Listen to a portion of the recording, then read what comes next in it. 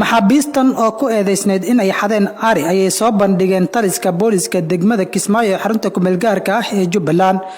Eedeysanayaashan oo lagu kala magacaabo Mascab Cabdiraxmaan iyo Deeqow ayay booliska degmada Kismaayo labadii bishan ku soo qabteen howlgal ka dhan ah burcadda faldambiyeedyada ka geysata magaalada Kismaayo, iyadoona loo madalan yahay in eedeysanayaashani maxkamadda degmada la horgeeyo si dambiyada ay ku eedeysan yihiin ay maxkamaddu go'aan uga gaarto.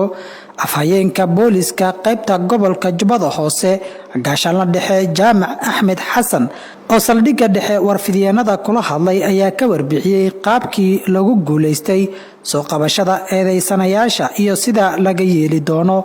maanta oo taariikhdu ay tahay 2 bishii shanaad 2022 waxaan halkan uga mahadcelinayaa ciidanka booliska dowlad goboleedka Jubbaland ee saldhigyada ka howlgala iyo laamaha baarista ee ciidanka booliska. waxaan ugu hambalyeeynaa sida ay mar walba heeganka ugu yihiin uga taxadarayaan oo ilaalinayaan hantida dadweynaha naftooda iyo maalkooda. waxaan jeclahay inaan u gudbo halkan hadda aad arkaysaan waxaa taagan waa 3 shakhsi oo dhalinyaro ah. 3 dhalinyarada ah magacooda waxaa la kala yiraahdaa Mascab Warsame Cabdullaahi da'diisu tahay 18 jir, Cabdiraxmaan Mahad Sulmow da'diisu tahay 22 jir, Deeqow Mawlid Khamiis da'diisu ay tahay 18 jir. 3 dhalinyarada aad arkaysaan waa dhalinyarada aad u dhibaateeyay dadka shacabka ah ee magaalada ku nool ee ku haysta hantida xoolaha ariga.